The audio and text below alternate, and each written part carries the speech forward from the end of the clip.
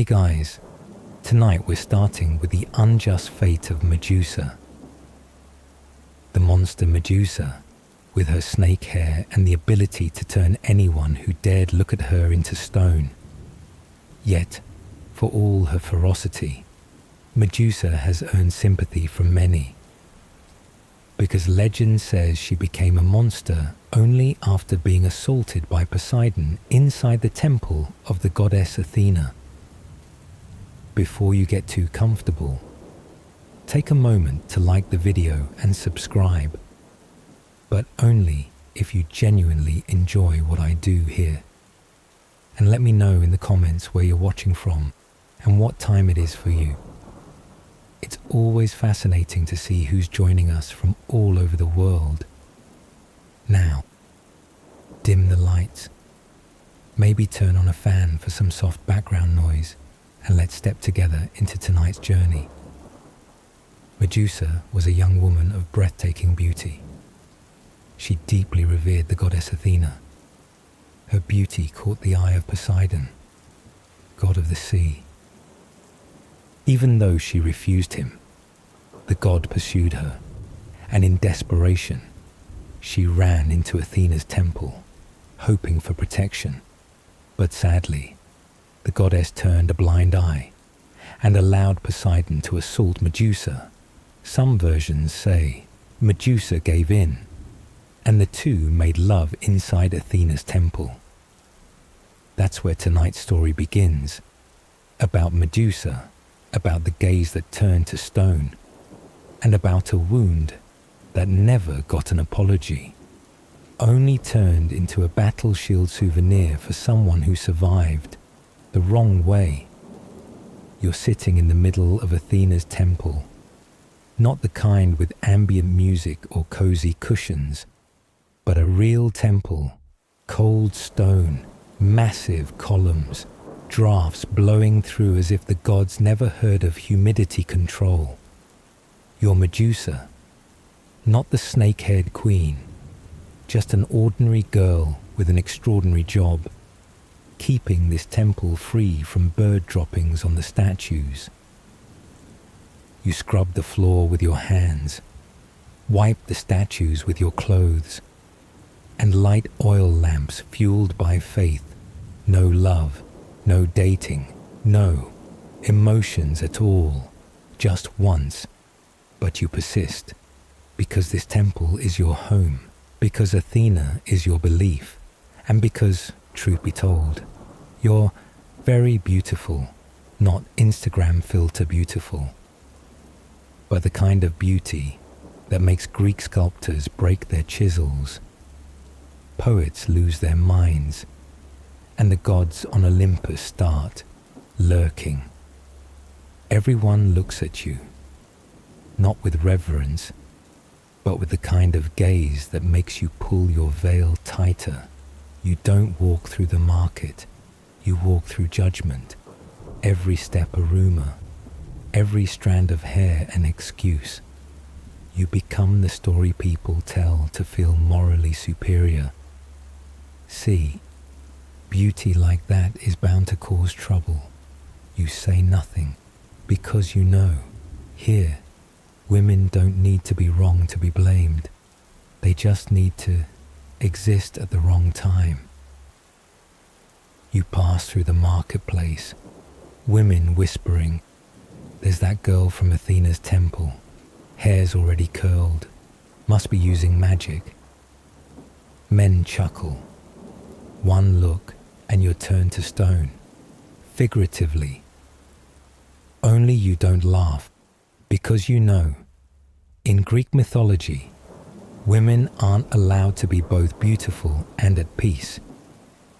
You're either ugly and mocked, or beautiful and sacrificed, violated, or turned into a monster for being too prominent.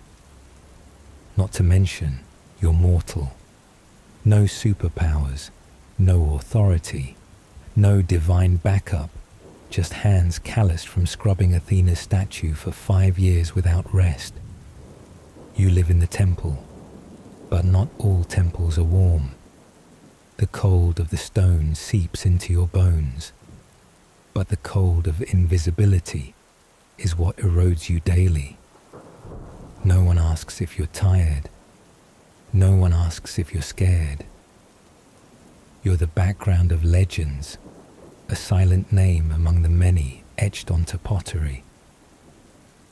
You live among stone columns, divine statues, and rituals. You're the one who cleans every speck of dust, but no one cleans the wounds you must hide. You're not allowed to frown, not allowed to be sad. No one believes you have a soul. Still, then one day, you're replacing the oil in the lamp when darkness falls.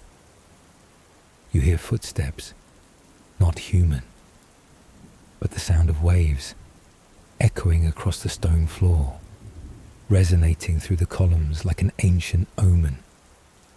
The air changes scent from fragrant resin to something damp, heavy like salt, and as unsettled as a tide gone awry. The lamp in your hand wavers, not from wind, but because your hand trembles. A part of your soul knows what's coming doesn't belong in this temple. The wind shifts, waves rise to the temple's peak, and he enters. Poseidon, god of the sea, god of horses, and god who specializes in causing problems and disappearing.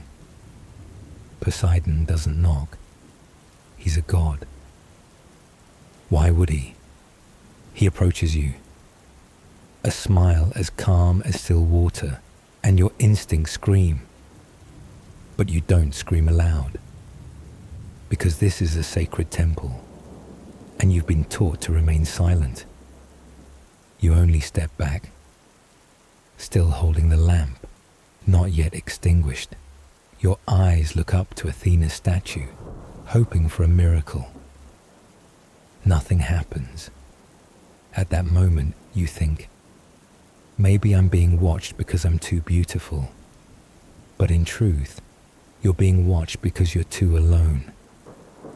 Everything happens in darkness, in silence, and in a place that was supposed to be sacred. Poseidon leaves, like the receding tide, as if he never left anything behind, only you, still standing there.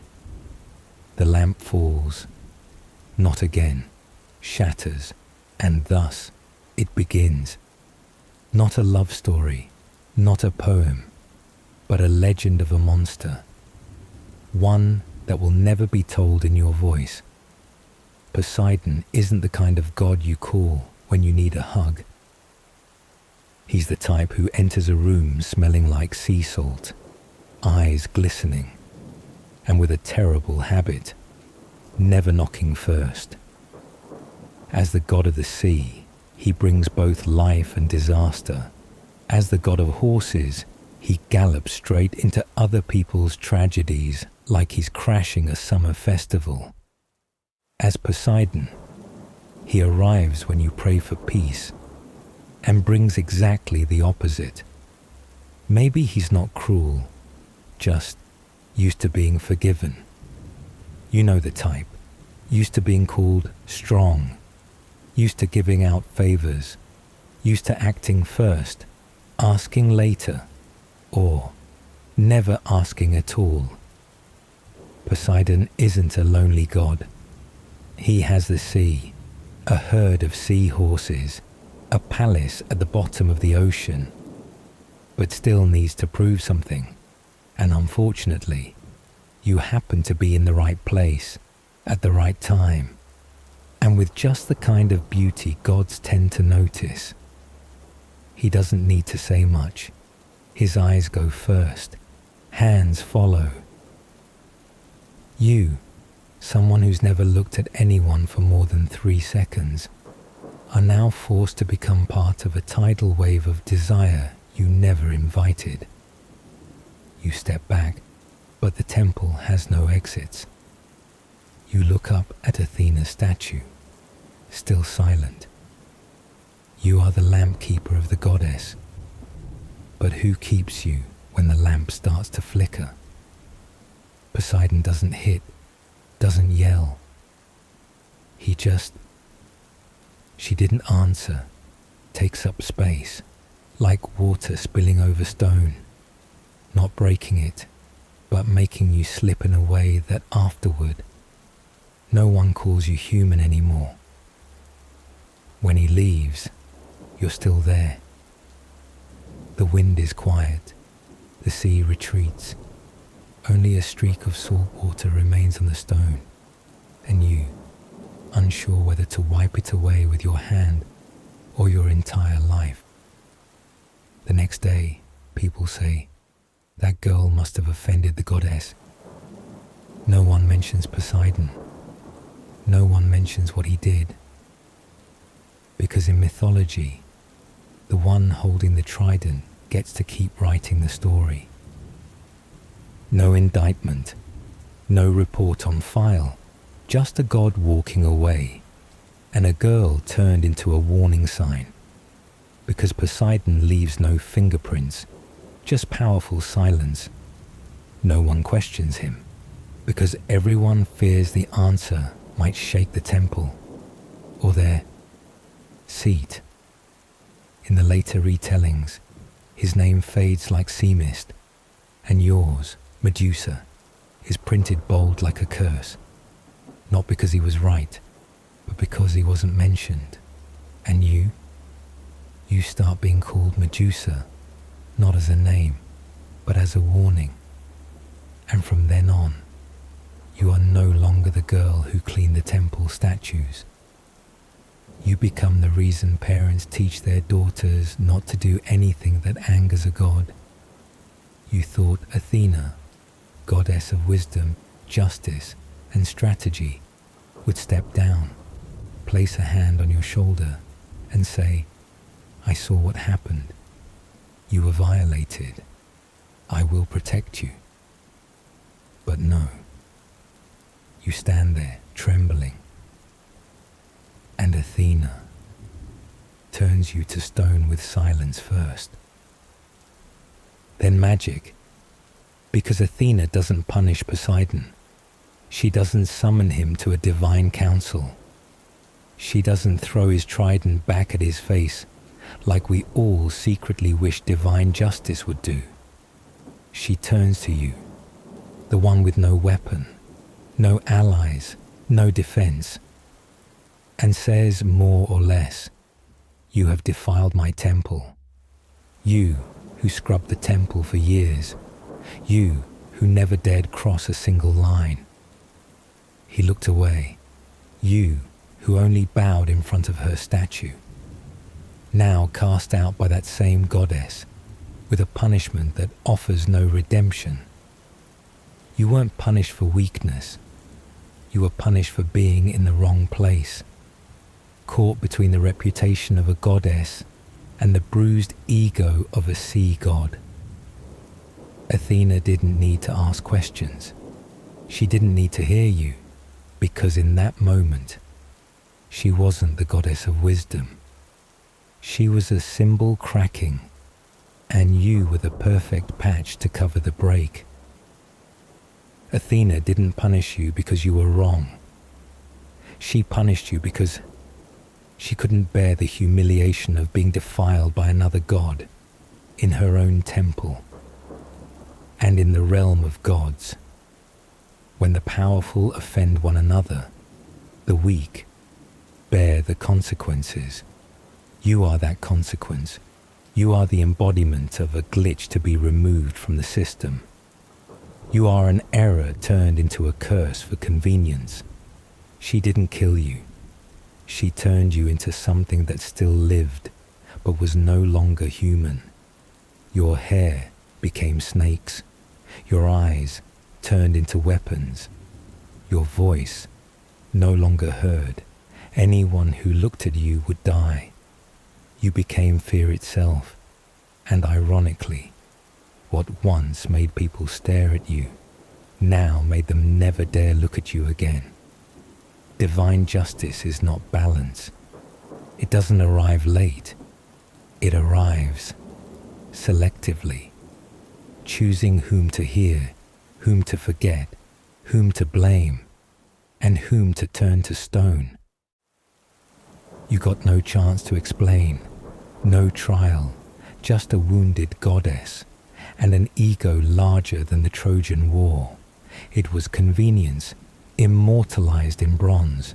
Athena, the wisest on Olympus, at times acted more like a ruler terrified of shame than a godmother of justice. Just once, and you, the child left behind in the gods' quarrel, were etched into myth not by your voice, but by the last breath of those who dared look at you. You thought you'd transform into something grand, maybe a creature with wings, a new goddess, or at least something people would look at with reverence, not revulsion. You thought if you were to bear a punishment from the heavens, it would at least come with some kind of glow. But no, you were given. If you're cursed, you might as well look majestic like a fire phoenix or a dragon with golden scales. But no, you were given snakes, not like the regal snake crown of Cleopatra, but a whole swarm slithering on your head, itchy, loud, and foul-mouthed. Your hair now has its own voice. You're no longer the girl with soft, flowing locks. You're a nest of angry worms capable of turning people to stone with a single, unintentional glance, and your eyes, once labeled too beautiful, too sharp, too alluring. The gaze that stunned men, sparked envy in women, and made gods uneasy. Now it's a living warning, not because you wanted it, but because it was rigged like a trap, and you were locked inside it. Now it's a mass-killing weapon. No knives, no blades, just someone looking at you. They die. You lose another sliver of companionship. You didn't ask for this. You didn't want your gaze to petrify. You just wanted someone to look and believe you were still human. But from that moment on, no one looked at you like a person anymore. They saw you as a biological threat, a moral fable carved in stone. A visual hazard with a lethal stare. Still, no one asks, are you hungry? Are you cold? Do you dream? Because in their eyes, you no longer have feelings. You are a walking consequence of an incident no one dares recount. They say you're dangerous, but no one asks. Are you dangerous because you changed, or because you survived? You don't leave your cave, not because you're evil, but because you know, out there's nowhere left that belongs to you. Society doesn't make room for the cursed. They prefer to speak of you in past tense than to figure out how to live with your present. You became a footnote beneath statues, no longer one who walked temple steps lighting lamps with both hands and unwavering faith. You seek no one. You avenge no one. You simply exist in an isolation framed by two words: myth. Mythology calls you a monster, but you remember the scent of old lamp oil, the sound of wick cracking each morning, the hand you once placed on sacred stone, not to beg, but to clean away the dust of time. You weren't born with snakes on your head. You were born with the duty to keep the temples light, and now you live in the shadow of the gods you once served. But no one tells that before the snakes. You had dreams before turning others to stone. You were the only one wiping the statues every dawn, before the curse. You carried only one very human wish, to be believed and forgiven. You don't know what day of the week it is. Your stone cave has no window, no church bell, no rooster, just darkness, thick, constant, and more patient than any sentence ever passed on Mount Olympus. You live with no one, not because you chose to, but because no one chooses to live with you. No light to cast a shadow, no calendar, no knock at the door, only the faint breathing of snakes each morning, reminding you you're still alive. You get up, not because you want to, not again, but because the cold stone beneath your back forces you to shift. No blanket, no fire, no one asking if you slept well. You live in a cave where there's no breeze, yet every rumor still finds its way in. They say you eat people, they say you hunt men, they say you laugh when others turn to stone. They don't know that you've been silent so long. Even you forgot what your voice used to sound like. You utter a few words daily, just to keep your throat from turning to stone along with the rest of the world. Sometimes you speak to the walls, not hoping for a reply, but fearing that if you don't, you'll dissolve into the silence. You once held sacred prayers for an entire temple. Now, you guard sounds like a warden of memories no one wants to remember. And snakes, they aren't good company. They don't comfort, don't argue, don't ask. They just exist, as silent witnesses to a guilt neither they nor you committed. Sometimes you think they understand when they curl gently around your neck, not to strangle, but to remind you're still here. Keep going. Sometimes you dream, but the dreams are shattered, like broken candlelight, like prayers that never finish their sentence. You don't dream of being rescued. You just dream of being heard just once, without being turned into legend, of footsteps echoing in the old temple, of wick crackles, of your hand on stone, and your heart still warm. But you wake up in a night with no time, where snakes breathe again, stones stay cold, and silence remains unchanged. You don't go anywhere. Not because you can't, but because you don't know if there's any place left in the world where your gaze won't be misunderstood, where someone sees you as human, not as a female-shaped catastrophe. You live, she didn't answer.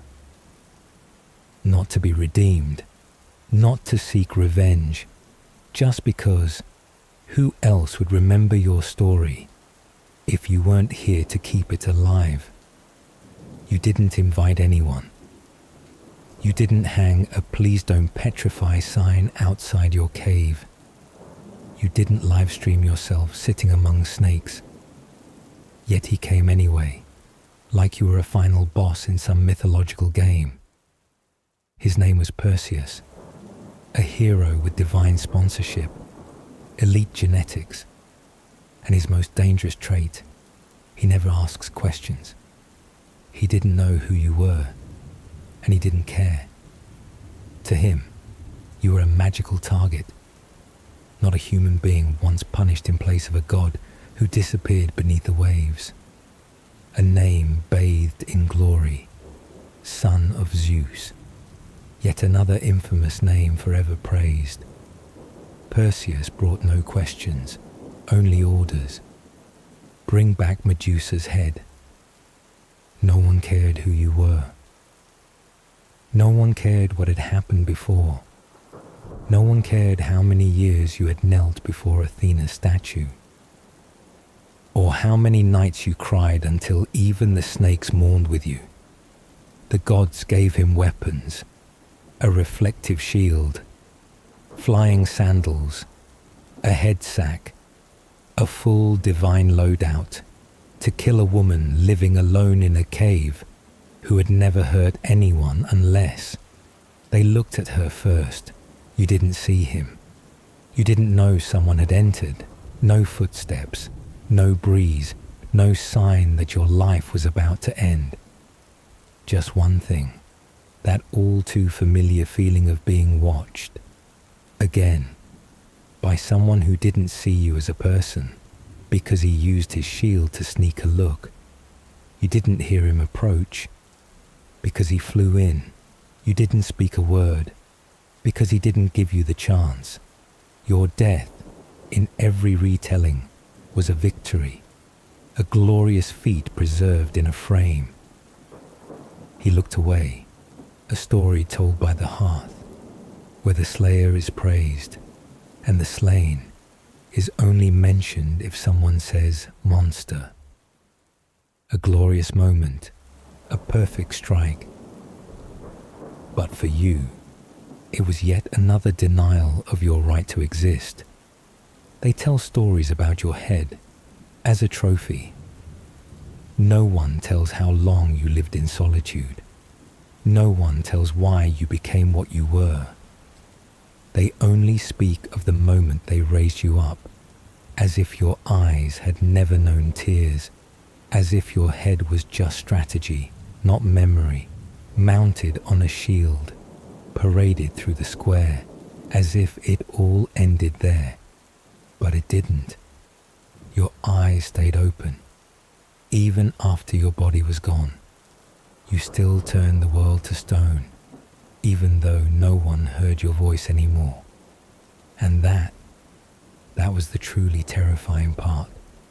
Even in death, they still used you.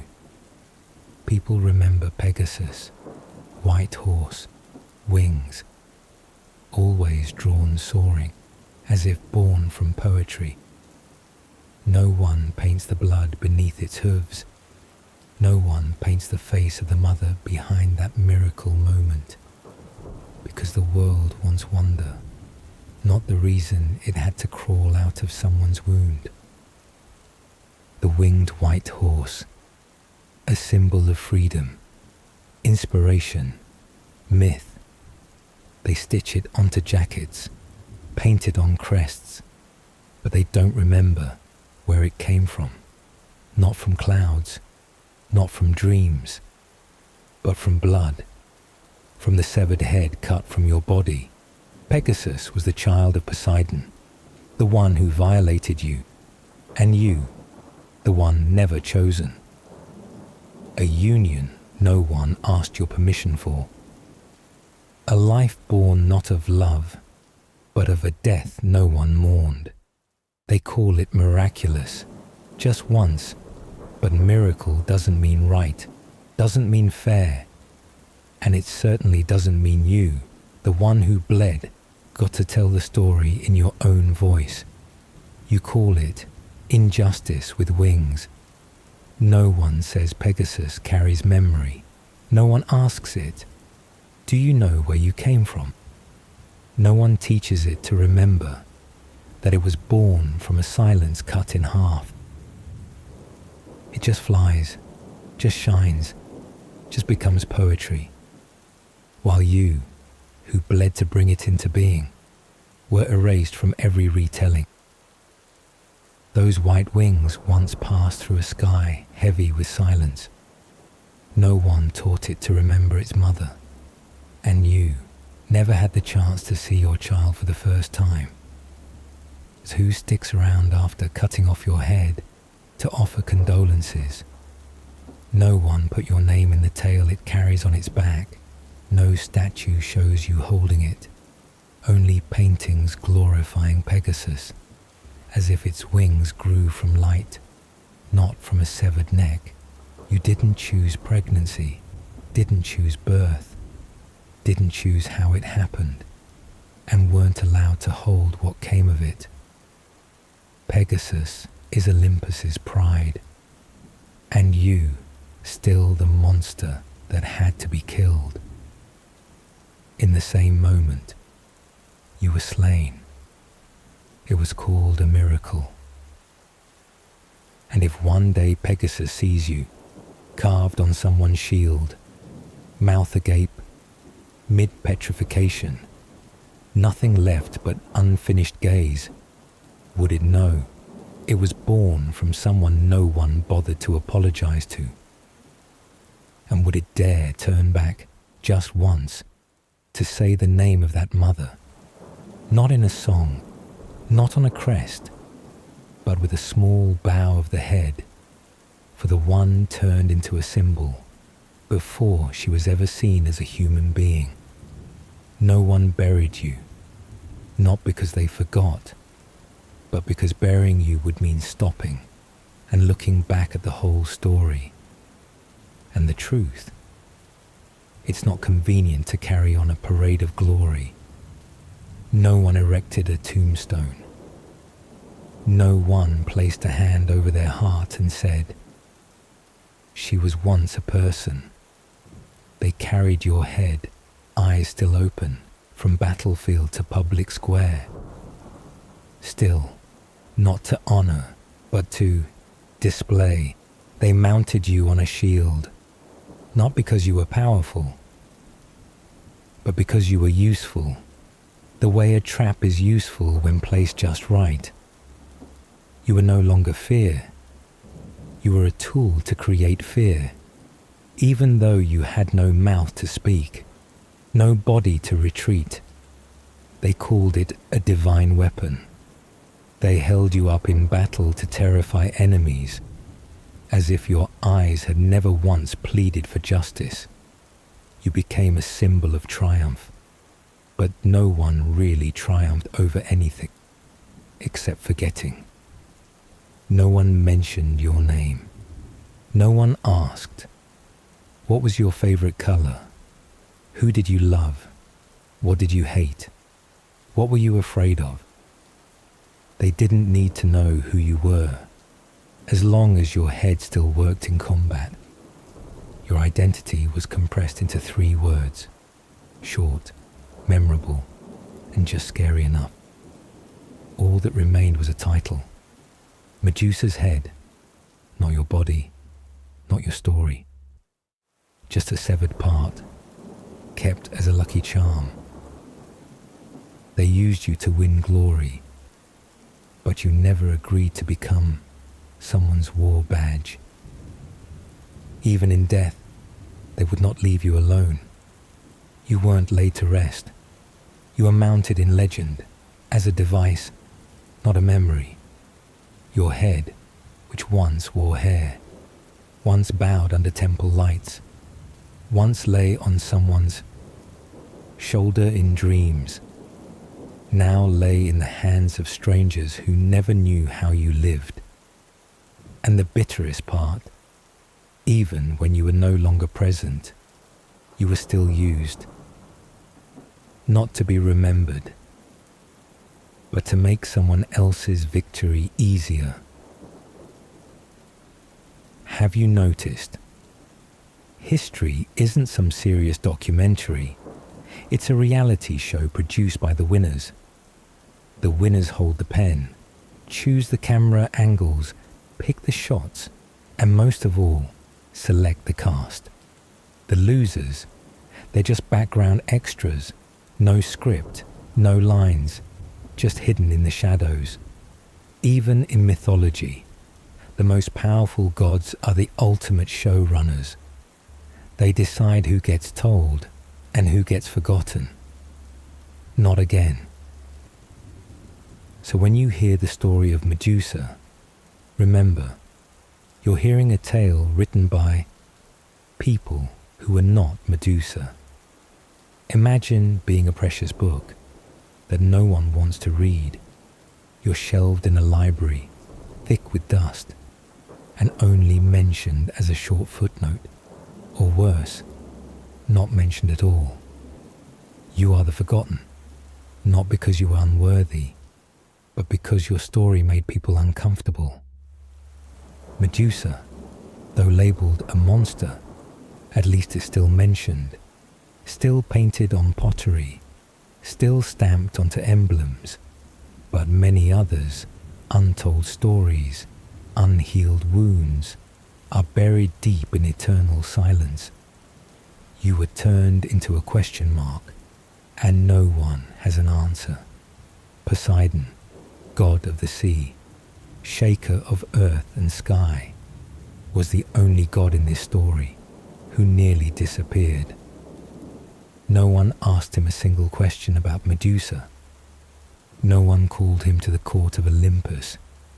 No one listed him among the responsible, because Poseidon's power was big enough that people chose to forget to keep Olympus peaceful, forget so no throne gets shaken. He stood outside the spotlight, smirking, nodding as puppets, including Medusa, were forced to play their roles. Look at Perseus, the hero with statues everywhere. He has temples, poetry, even box office hits. Athena is praised as a symbol of wisdom and justice, and Medusa, she has no standing monument, just a severed head bolted onto a shield like some decorative piece. The question is, do people really honor justice, or just the stories that are easy to tell and easier to hear? Medusa was punished, turned into a symbol of fear, while the hero only had to raise his hand, and it was called valor. And in the end, the question stands, who truly has the right to tell the story? The powerful ones, the narrators with privilege, or those who once lived, who once hurt, who were forgotten in the dark? Medusa never got to speak. Her story wasn't written with her blood and tears, but with blades and the silence of others. But you, the one listening, you have the power to choose the story you want to tell. You may not be the winner, but you are certainly not the erased. And tonight, this story is for those who are forgotten, but refuse to disappear. Imagine Poseidon, the great god of the sea, sitting in a modern podcast studio. She didn't answer. A microphone in front of him, a glass of cool seawater next to him, and an audience full of curious listeners waiting to hear the real story. Welcome to Untold Mythologies, where gods drop the mask and tell the truth. Today, we have a special guest, Poseidon, best known for storms and, the Medusa situation. Would you like to say something? Actually, it was really complicated back then. Babe, it's not like I meant for things to go that way. I didn't want to mess up any temples. It's just, sometimes even gods get confused, just like mortals. I was never taught to ask for consent. I'm a god. I had the right. I didn't have podcasts, didn't have modern laws. I acted on instinct and, well, you all know the outcome. So do you think you did something wrong? Poseidon, maybe I didn't consider her feelings enough. But you know, when you're the god of the sea, stopping isn't always an option.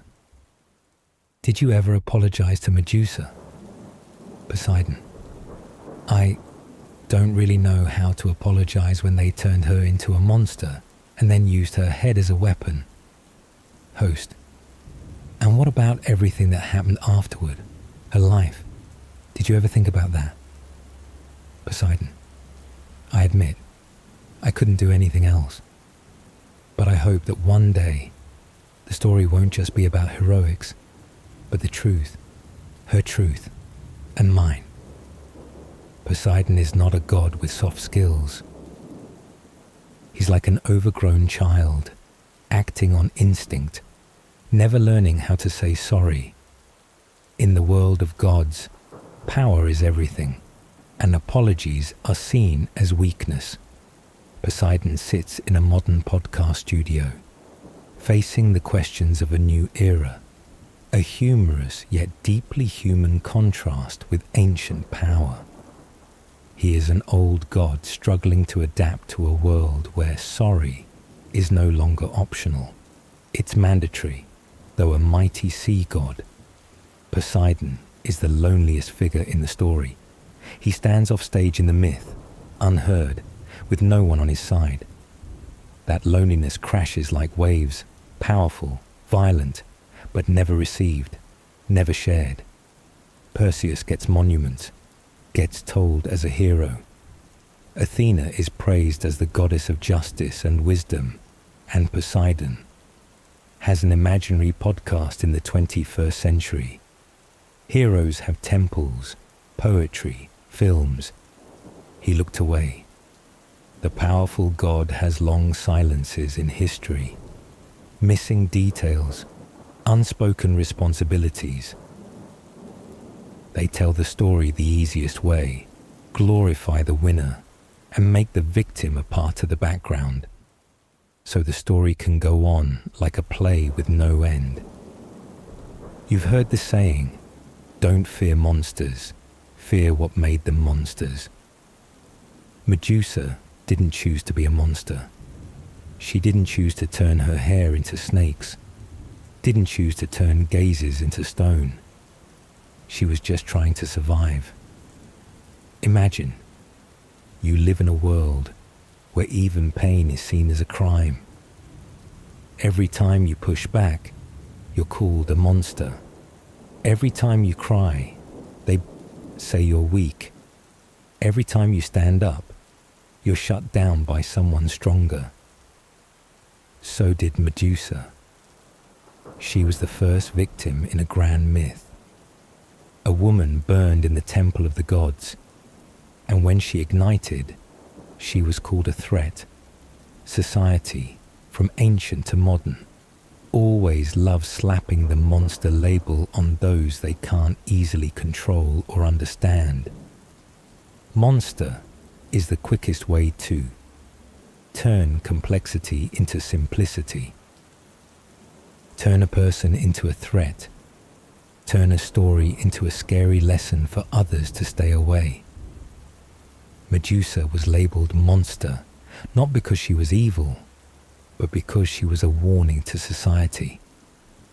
It kept people from asking the hard question, why did she become that way? And it saved them from looking at the injustice that made her. Medusa wasn't just a monster. She was a symbol of a unique kind of survival, the wrong way. When the world just wanted her silent, she still spoke. When every eye looked at her with fear, she still existed. When every story was rewritten, she still held on to her truth, even if it was only in her wide, pained eyes. Surviving the wrong way isn't an easy choice. It's a war with no gunfire, no glory, just quiet, endless resilience. Medusa isn't just an ancient tale. She is a reflection of people today, the misunderstood, the misjudged, those wrongly labeled for being different or daring to live truthfully. They too have been called monsters in one form or another. They fought stares, gossip, and pressure not to be themselves. Medusa stands for the power of not giving in, even when surrounded by judgment and isolation. If you've ever felt like Medusa, called a monster just for existing, turned into a curse just for living, know that you're not alone. And Medusa's story, no matter how many times it's told wrong, is always a story of resilience, the right to live, and the strength of someone who refused to be erased.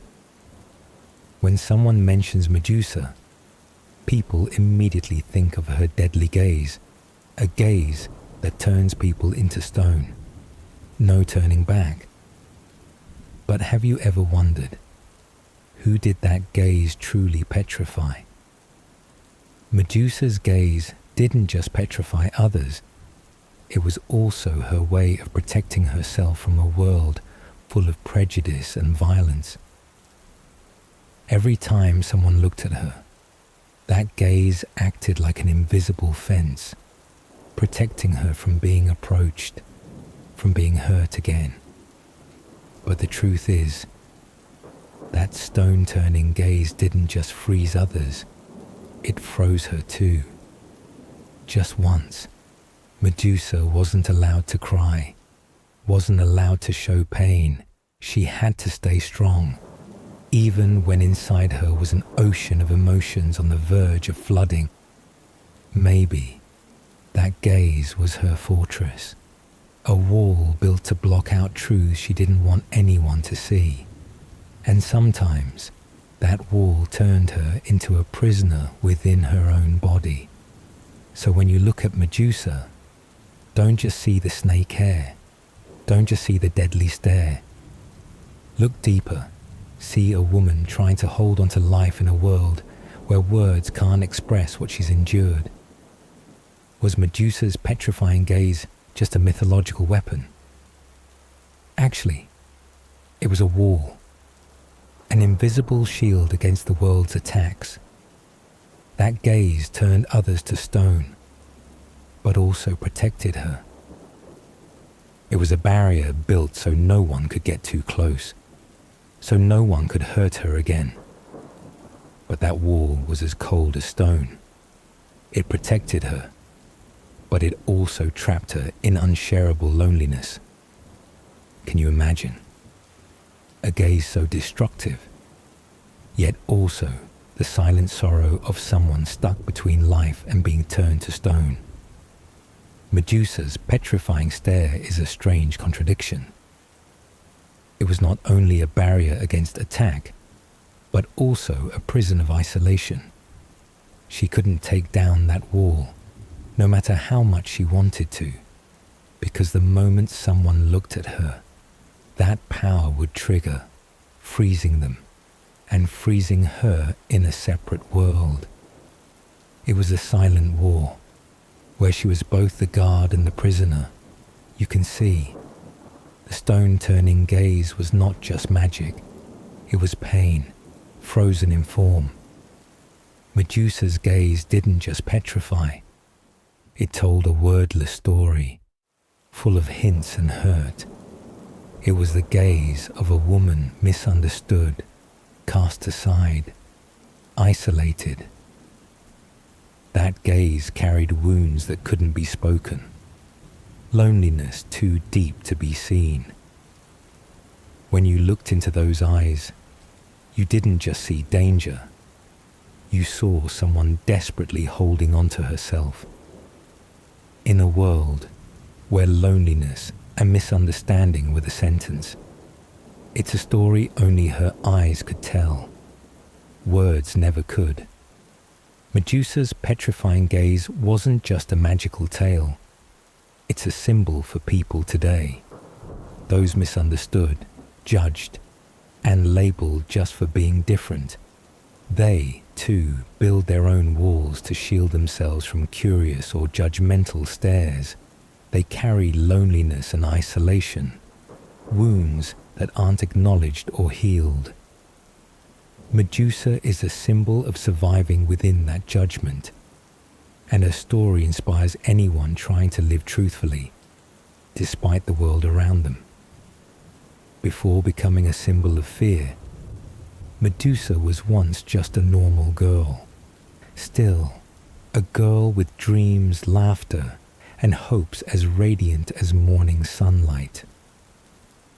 Imagine a young girl named Medusa, living in a mystical ancient world filled with myths and miracles.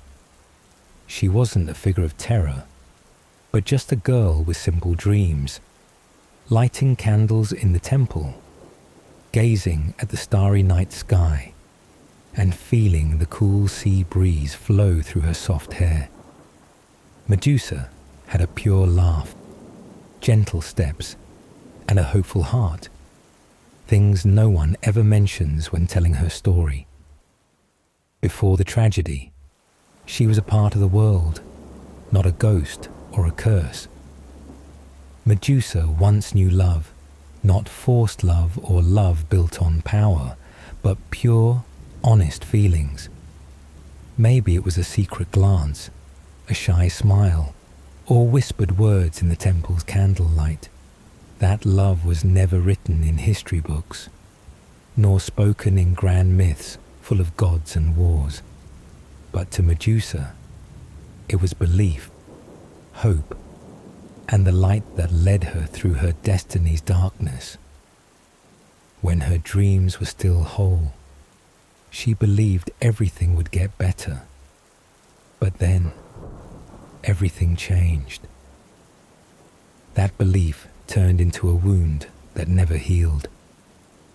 The bright dreams of yesterday shattered in a storm of tragedy and judgment. The once clear laughter became deep silence. Medusa was no longer that same girl. She now carried wounds that wouldn't heal, a loneliness no one could understand, and a petrifying gaze that didn't just freeze others, it froze her soul.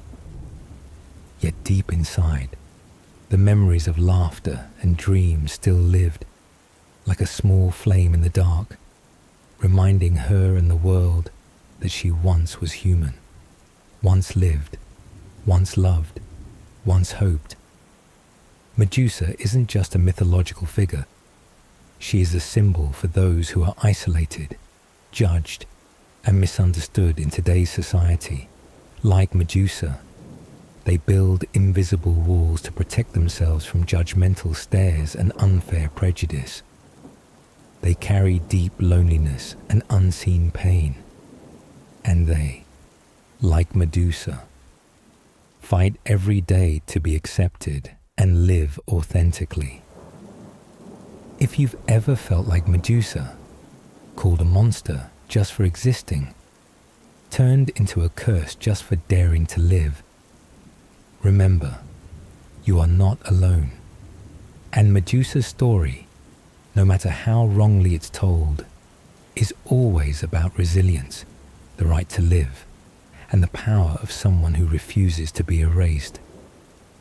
Monuments, stone-carved figures standing tall through millennia, seem to promise the immortality of memory. But there are monuments without names, silent silhouettes with no explanation, no story told. They aren't given a voice in history. They just stand there, tall and mute, like forgotten witnesses in time. These nameless monuments are symbols of stories that were never allowed to speak. They are like quiet ghosts watching, never invited into the power games of the living. History isn't just dry facts. It's also a grand game of fear. People fear remembering what's uncomfortable, fear facing mistakes, fear shaking the order built across generations. So they choose to forget, not again, to look away, to replace truth with easier, smoother stories. Medusa, instead of being remembered as a human with pain and hope, was turned into a curse, an ornament meant to reassure people by keeping them away. That fear kept her present, but it also choked out every glimmer of her truth. Memory isn't always honest. It can be repainted, polished, even distorted. The stories of Medusa were repeated not because they were true, but because they were convenient. Convenient for those trying to keep power. Convenient for those who didn't want truth exposed. Medusa wasn't a monster by origin. She was the product of misunderstanding, of power, of traditions built to maintain peace. Even if it meant sacrificing justice, Medusa isn't just a mythological character. She is a symbol of people in today's world, those who are misjudged, stigmatized, and whose stories are distorted. Like Medusa, they battle with unspoken prejudice and isolation. They build walls to protect themselves from misunderstanding and judgment. Their stories are also often twisted, rewritten, or ignored, but real strength lies in the ability to keep living, to survive injustice, and to find ways to speak up. Medusa is the symbol of that resilience and courage. Let me tell you about another woman, one who also opened the wrong thing. And the result wasn't just sleepless nights. It was the end of humanity's golden age. Her name was Pandora. She didn't bite an apple. She didn't meet a snake. She wasn't kicked out of Eden because Greece didn't have an Eden.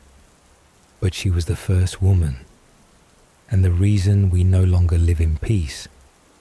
She didn't get to choose whom to love. She wasn't asked if she wanted to live. She didn't have the right to say no to anything.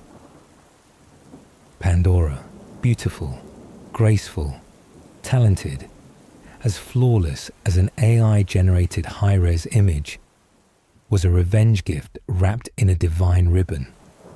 If you've ever been the ideal partner, the pride of the family, or the office role model without choosing to be, you're the modern-day Pandora.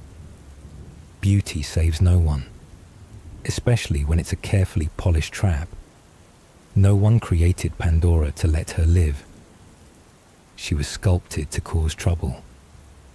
Hephaestus, the quiet blacksmith, poured all his skill, passion, and need for validation into Pandora's form. And Zeus, she didn't answer, added a mysterious jar, an unlabeled vessel placed right in the center of the home. Not opening it was maddening.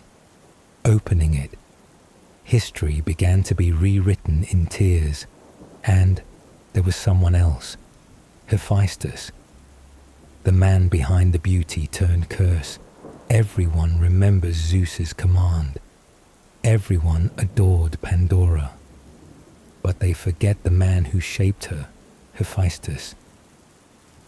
The limping blacksmith, disrespected among gods, used to working in fires hotter than any left-on-red message thread. He made Pandora not just from clay, but from the heart of an artist so abused that he believed in beauty as salvation. And when she was turned into a political weapon, did he regret it, or just stay silent, watching his masterpiece get used to open a trap?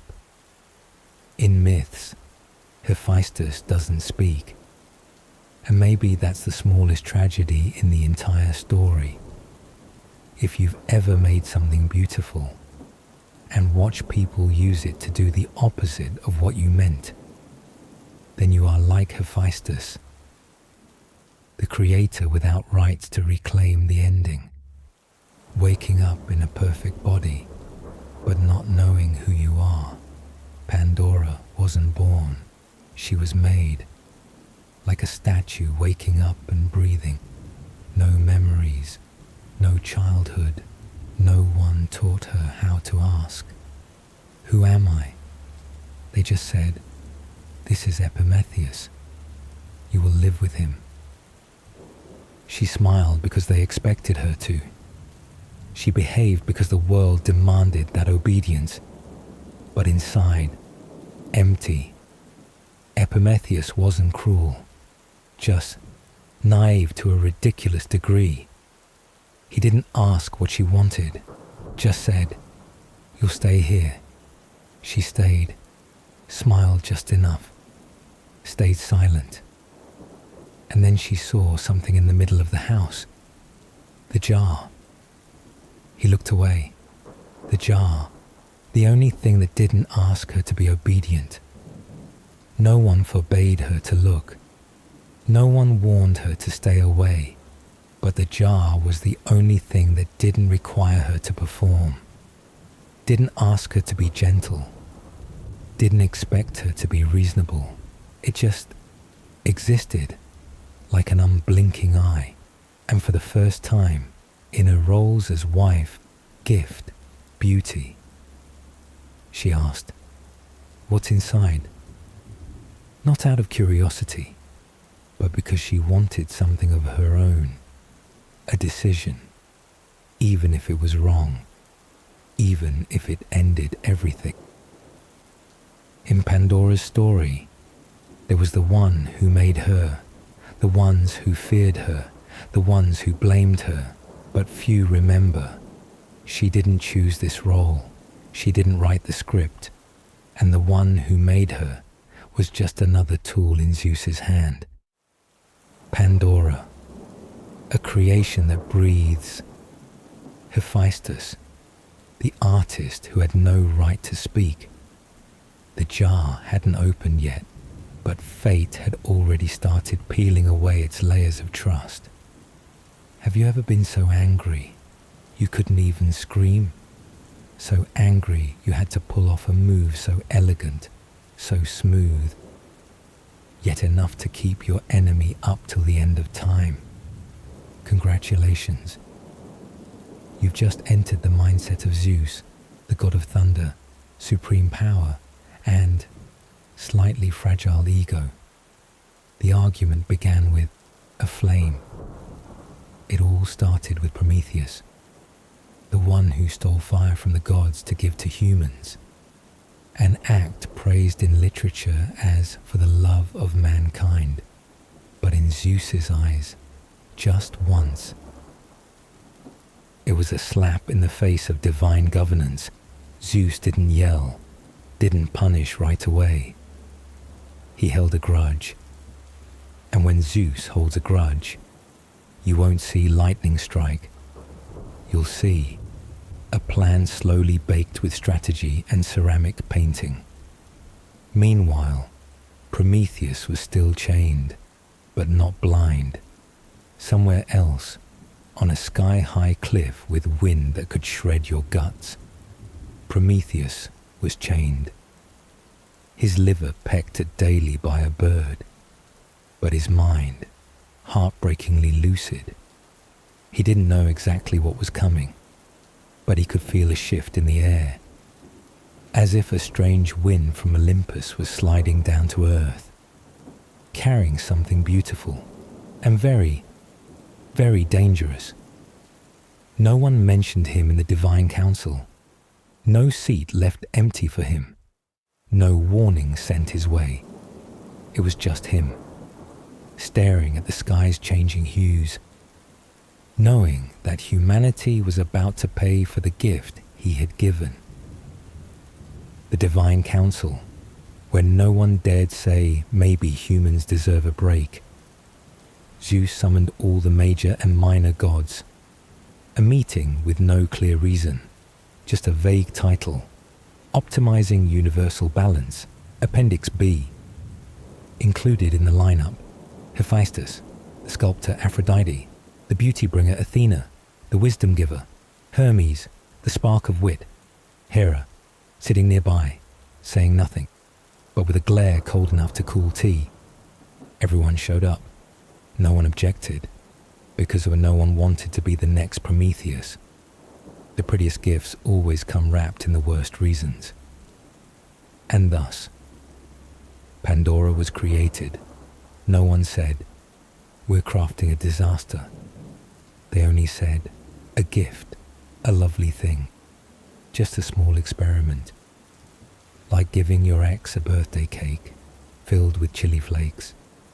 No one denied Pandora was beautiful, but that beauty had a purpose, not to elevate human aesthetics, but to make humanity, especially those funny men living below, pay for their curiosity.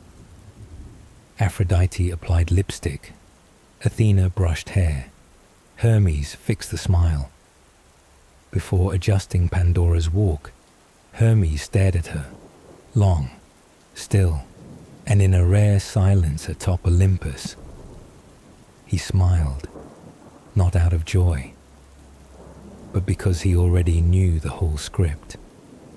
Hermes had always been the messenger, the connector. But this time, he was part of the scheme. I won't twist the world myself, he thought, but I'll wind the key so it starts spinning. He knew Pandora knew nothing. He knew the jar would be opened. He knew humanity would blame her. And Hermes knew the cleverest revenge is making them think they ruined themselves. So, he adjusted her posture, fixed her smile at a 5-degree angle, and told Zeus, ready to unravel a civilization. She wasn't magically wonderful. She was carefully coded, eyes blinking on cue, smile pausing at 5 degrees. A voice tone that made listeners feel seen. She was a poem written by many authors, with no signature. Hermes was the last to adjust her gait. He nodded, then whispered to Zeus, ready to unravel the civilization. Hera said nothing, but she understood this strategy the most. While Zeus plotted, Aphrodite curled hair. Hermes locked the fatal smile. Hera simply looked at Pandora, a long, cold stare, as if seeing a younger version of herself. Another beautiful woman, about to be used as a tool. Hera didn't object. She had loved. She had raged. She had been betrayed. She had been a supporting role in her own tragedy. So Hera said just one thing.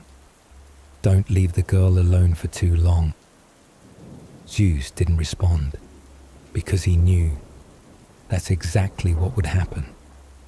And finally, the nameless jar, with no warning, no lock, and Pandora was sent to Earth. Not again, not on a blazing chariot or a ceremonial contract, but like an email with no reply thread. No one told her anything. No one wished her luck as the first human. No one said, if it shakes a little, don't open it. She was simply delivered, radiant, dazzling, and completely lacking context. Epimetheus received her, knowing nothing except she was a gift from the gods. And Pandora, she smiled, not because she understood, but because it was a smile designed to calm even the whiniest men. The earth that day was beautiful. No thick clouds. Birds still sang, and disaster stood on the lawn, in the form of a girl who had no choice but to live cheerfully. This wasn't just an object. This was the peak of punitive UX design. No labels, no manual, no note saying, do not open if you care about humanity's peace. The jar was handmade, glazed with pearl luster, sealed in a way that said, temporary but unbearably tempting. If you think it's like placing a huge red button in a room with don't press, no, it's worse, because it says nothing at all. It was silent. It was beautiful. And it sat there as if whispering through its mere presence. I'm hiding something you'll regret not uncovering. It was the embodiment of every design that causes user error, then blames the user for not knowing better. In an ancient tech world, Pandora's jar was the first dark pattern. No one clearly told Pandora, don't open this. No one explained what's inside. They just handed it over, placed it in her hands, and exhaled like they'd just wrapped up a production line. No footnotes, no warning. No one asked, If she opens it out of curiosity, whose fault is that? The night before Pandora was sent off, Zeus sat alone in a sealed room. No thunder, no sparks, just oil lamp light and the sound of wind from divine wings flying by. Before him, the final design draft. Titled Operation Soft Vengeance. No line mentioned disaster, no section marked divine responsibility, just one small footnote. If consequences arise, blame curiosity and the first woman. Zeus closed his eyes, didn't smile. She didn't answer, didn't feel triumphant. He simply whispered to himself, the strongest blow is the one that makes them blame themselves. He didn't order lightning, didn't burn cities, didn't crack the earth. He just sent a gift, a woman, and a jar. And like that, history was rewritten in cursive. Zeus didn't shout, mankind will pay.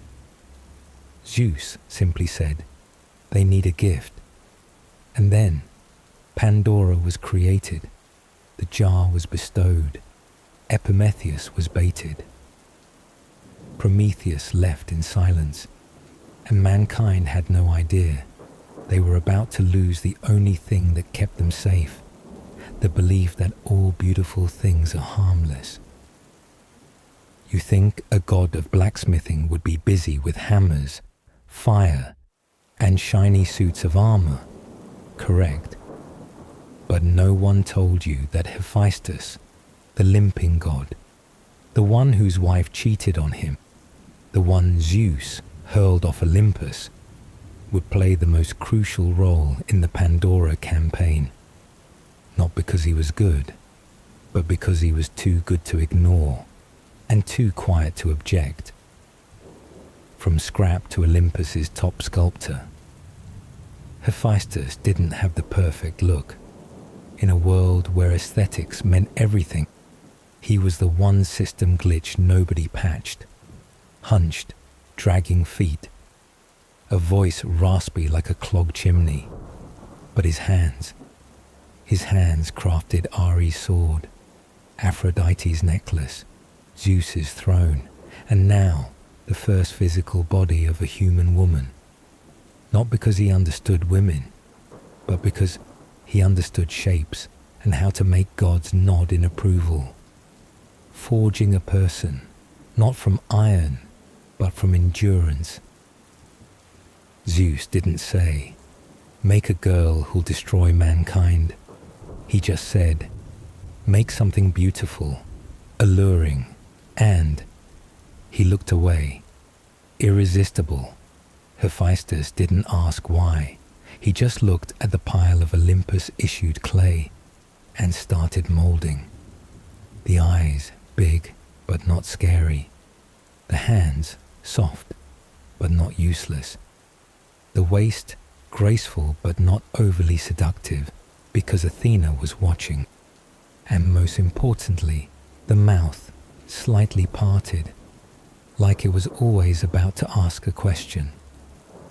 Pandora wasn't his most beautiful creation, but it was the one that made Olympus go completely silent when it was done. The memory of one thrown from the sky. Hephaestus had once been tossed from Olympus by Zeus. No warning, no gentleness, no explanation. Just a fall lasting 3 days and nights, and a life afterwards with legs twisted like warped memories. As he molded Pandora, his hands trembled at the knees, the same knees that once slammed against rock, not from fear, but because he realized he was crafting a being the whole world would gaze upon, praise, and then blame. He had once been abandoned, not for wrongdoing, just for not fitting divine beauty standards. And now, with his own hands, he was making a creature destined to be punished simply for being curious. A part of him wanted to stop, but his hands kept working, because deep down, Hephaestus knew some beings are made to be beautiful, some are only summoned when it's time to bear the blame. The forge doesn't go out, and the silence of the craftsman. No one asked Hephaestus if he was tired. No one walked into the forge to say, "Thanks for the divine shield last time." No gifts, no poems, no bronze statues, only increasingly vague requests. Forge a body that stirs desire, but isn't sexual. Make eyes that make people confess, even things they haven't done. And don't forget, it all has to be fashionable. Hephaestus heard it all. Said nothing, just once, just nodded, the way a blacksmith nods at a ridiculous blueprint from a noble who's never held a hammer. The forge still burned, the hammer still pounded.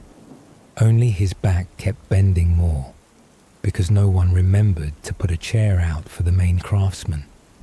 He once forged helmets for Athena, armor for Ares, crowns for Hera, but no one asked what he needed. And now he was forging a woman. No one asked, "Should we?" Only, "Is it done yet?" Hephaestus didn't feel sad or angry. He just remembered. The day I was thrown from Olympus, no one asked, "Did it hurt?" Just like now, as I mold a being that could change mankind, no one asks, "Is it hard?" He's a blacksmith. He's summoned when needed and forgotten right after. The delivery no one signed for. The day Pandora was finished, there was no festival, no ribbon cutting, no delivery receipt, just a box and a look from Zeus. Hephaestus stepped forward. His hand didn't raise her like the paintings show. He just gently placed Pandora onto the stone pedestal like a fragile item. No one signed. No one said, "We receive this girl with deepest gratitude." Only Hermes raised an eyebrow. Delivered to the right place. Hephaestus nodded, stepped back, didn't smile, didn't say, "Good luck," because he knew this wasn't a gift, it was another hurl, this time not to the bottom of Olympus, but to the depths of the human heart. The question, did I create something with a soul?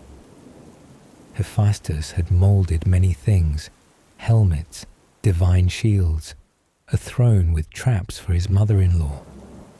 But he had never been asked to create a thinking being, something that would smile without being taught, would question without being commanded, still would open a box knowing it shouldn't. Hephaestus placed the final face onto Pandora and thought, if this is a soul, am I doing the right thing? But Zeus didn't give him time to wonder. Hermes was rushing, Hera was glaring, and the fire in the forge was fading. He never answered that question, not once. And since then, no one ever asked him again. Beside the gift box stands the craftsman who forgot his name. After all the other gods came to paint lips, braid hair, pin on a smile, Hephaestus stepped back. He didn't add anything more. Didn't carve his name into the statue's heel. Didn't say, "She's my daughter." He just stood there, with hands still smudged in clay, and eyes unclear whether proud or sad. Pandora looked at him, nodded gently, not knowing who her father was, not knowing what she was. Hephaestus didn't answer, just turned around and returned to the forge, because he knew it was time to deliver the package. You don't choose your name, and neither did Pandora. When she opened her eyes for the first time, no one asked, "What would you like to be called?" There was no name tag, no personal profile, no voluntary birth certificate, just a long line of gods, queuing up like it was a charity giveaway, each bringing a personality trait. One offered grace, one gave a voice like a bird, one gifted a gaze that made others hesitate, another secretly slipped curiosity into her chest, a gift no one inspected too closely. And in the end, Hermes gave her the name Pandora, Pan, all, plus raw Dora, gifts, all the gifts, not a single one chosen by her. She was never asked who she wanted to be, but the name Pandora, sounding like a melodic lullaby, was recorded into epic poetry as a gentle accusation. Not again. No one called her a criminal. But every time someone says Pandora opened the box, they repeat. A sentence passed before she had a chance to take a full breath, like a little girl named Hope, blamed whenever she wasn't cheerful, or a boy named Victor, whose every failure was treated like breach of contract. Pandora was labeled from the very first minute. Every move she made, no matter how small, was read through the lens of that name. And that lens was often a spotlight in an interrogation room. You're born like a pre-configured device, not a tabula rasa, but an operating system full of pre-installed apps from the Olympus manufacturer. Grace, already installed. Charming voice, installed too. Curiosity, not just installed, set to auto-run every morning. The problem was, no one asked Pandora if she wanted any of it. There was no uninstall button, no user manual, no admin rights. Each gift was like a background app draining emotional RAM. And afterward, when she reacted like anyone with actual feelings would, they said, she has too much personality. Pandora wasn't unstable. She just didn't have a reset button. When the gift is expectation, and expectation is a curse, each god believed they were contributing to something wonderful.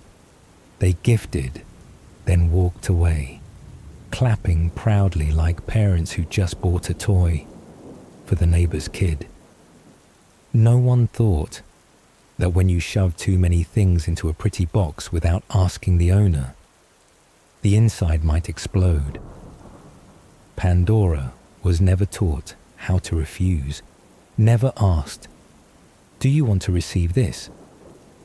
Only handed a long checklist of virtues she had to carry. Be gentle, but not stupid. Be beautiful, but not too seductive. Be smart, but don't challenge anyone. She didn't answer. Be a good listener, but never reveal secrets. Be curious, but don't be too curious. She was the embodiment of a collective dream, and no one asked if she wanted to sleep in it. Names and gazes, when you're a display item. From the first moment, Pandora wasn't seen as a person. She was presented.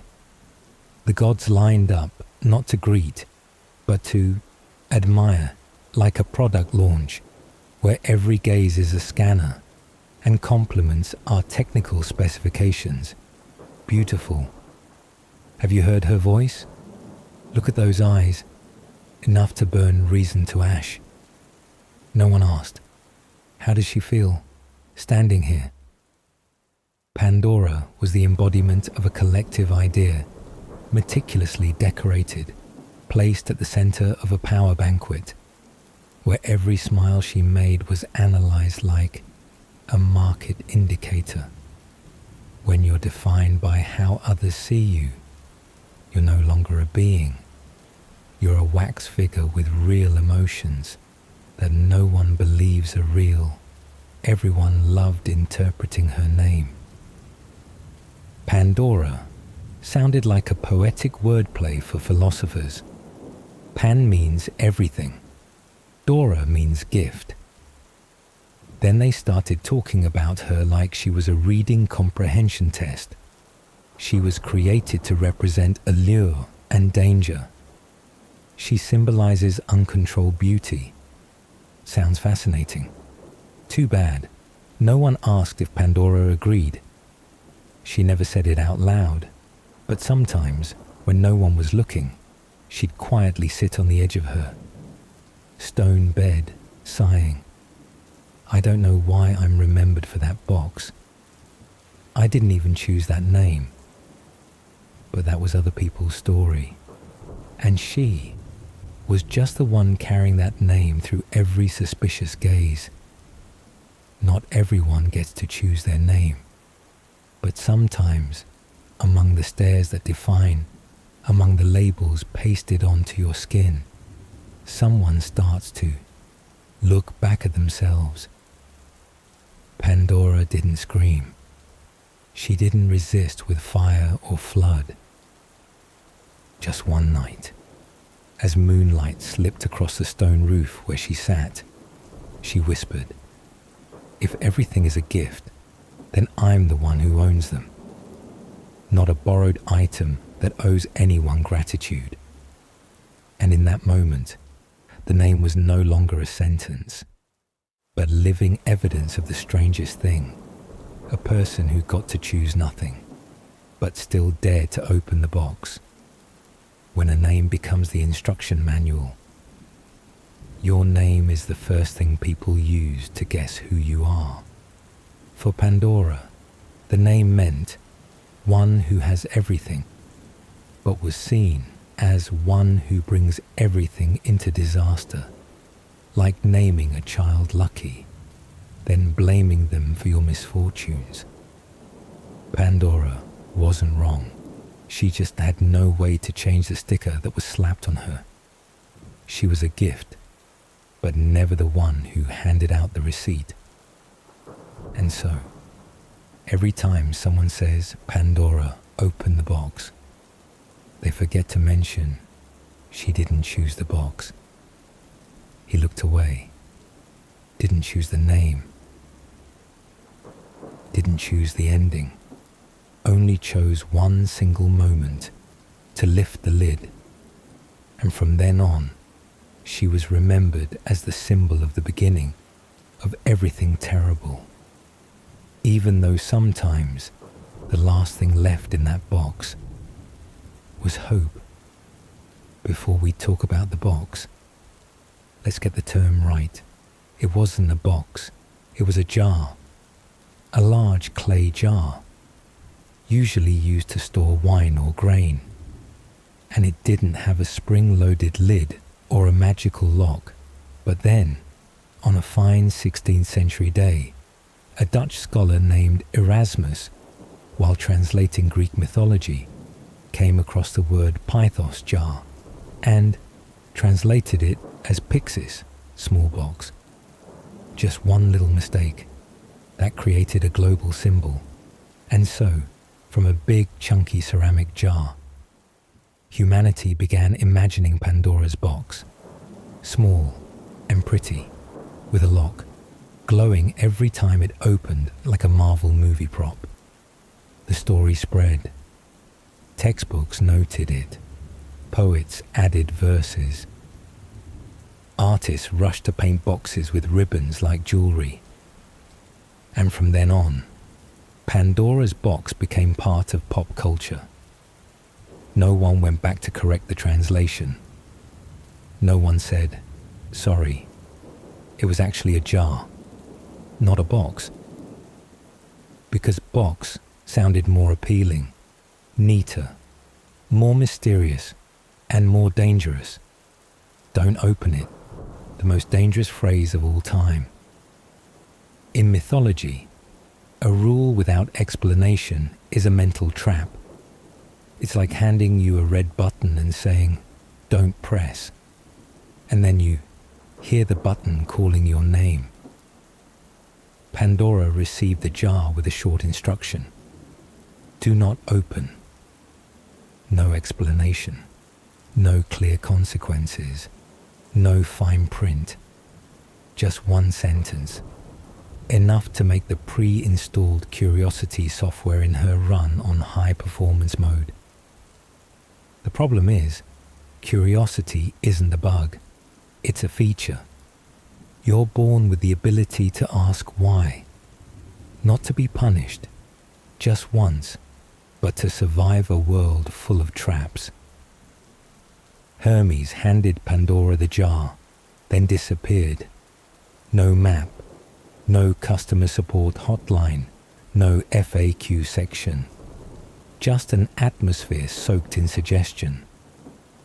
And like every prohibition ever issued since the dawn of time, it didn't make people behave better. It just made anxiety worse, and imagination explode. Pandora's box didn't just contain what was inside. It held the vagueness of the restriction and the loneliness of the one assigned to guard it. Don't open. Sounds like reassurance. But really, it's a strange warning. We don't trust you, so we won't explain. And that was the beginning of disaster. When the jar becomes a mirror reflecting our deepest fears. Have you ever noticed? The more mysterious something is, the easier it is to imagine it as a monster before it was opened. Pandora's jar was just an item of unknown use. But exactly because no one knew what was inside, people began to pour in the worst theories. Plagues, wars, curses, heartbreak. The more unclear it was, the more terrifying it became. Because fear doesn't need facts to exist. It just needs an empty space, and imagination will do the rest. The jar became a mirror. It reflected what people feared most about themselves, and worse, it gave them a target to blame for opening it. Pandora broke the world, not because the jar held something horrific, but because people had already filled it with horror in their minds. They just needed an excuse to say, "See, I always knew someone would cause this." And so, the jar became the evidence. Pandora became the culprit, just for daring to open something no one understood, but everyone feared clearly. Temptation beneath the moral surface, when the jar becomes a test of humanity. The jar wasn't just a container, it was a test no one volunteered for. Like when someone tells you, if you're a good person, you won't need to look inside. Suddenly, curiosity wasn't just a natural reaction, it became a moral suspicion. Pandora was placed in a no-win situation. If she opened it, she caused disaster. If she didn't, she was weak or stupid. Still, no matter what she did, she was wrong, because the test wasn't designed to be passed. The jar, like many mythical warnings about women, was a trap laid to confirm a bias. See, women can never control their curiosity.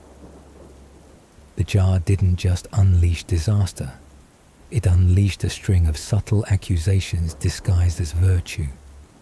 And while everyone focused on blaming Pandora for opening it, they forgot to ask, who gave her the jar and for what purpose? When that question is left hanging, we realize the jar didn't just contain evil, It held a whole system ready to blame the weakest person in the room. If you've ever dated someone who forgets your birthday, or says, "I don't remember saying that," then hello. You're already very close to Epimetheus. In Greek mythology, Epimetheus was the brother of Prometheus. But if Prometheus was the symbol of forward-thinking genius, Epimetheus was the guy who always thought after things happened. His name, stripped to the fancy, simply means the one who thinks too late. Officially, the original slowpoke of the mythological universe, Epimetheus was given Pandora, the first woman, as a gift from the gods, and he accepted without a shred of suspicion. No background check, no contract review, no alert mode activated, just, "Oh, a pretty sweet girl with a voice like a bird, thanks." And so they lived together, unaware they were the lead roles in a play no one rehearsed. If you think he should have stopped Pandora from opening the jar, then you're giving him way too much credit. Epimetheus wasn't a bad guy. He was just oblivious to signs. While Pandora stared at the jar, full of questions, he was probably chopping firewood or wondering, did I already have dinner? Disaster didn't come from malice. It came from no one noticing what needed to be said, stopped, or foreseen beyond dinner. Epimetheus wasn't stupid. He was just like a browser tab that never hits save. Thoughts came, then left. Reminders slipped out of his brain like pens off a desk with no grip mat. Prometheus might have warned that something's fishy. But for Epimetheus, everything just looked like a breezy afternoon with slow-moving clouds. You could picture him in the yard, peeling apples, watching Pandora walk by the jar, and only days later mumbling, "Oh, not again. My brother did say something about this." Epimetheus's brain didn't store disaster the way Prometheus's did. So when the consequences hit, Pandora got named. Epimetheus didn't, because no one blames the guy who forgot what he once heard. The strange gap between brothers, the warner, and the one who lives through the aftermath. Prometheus foresaw disaster. Epimetheus lived to witness it. They're like two ends of a time wire. One sparks alarms at danger. The other just blinks once the smoke clears. Prometheus is the fire alarm.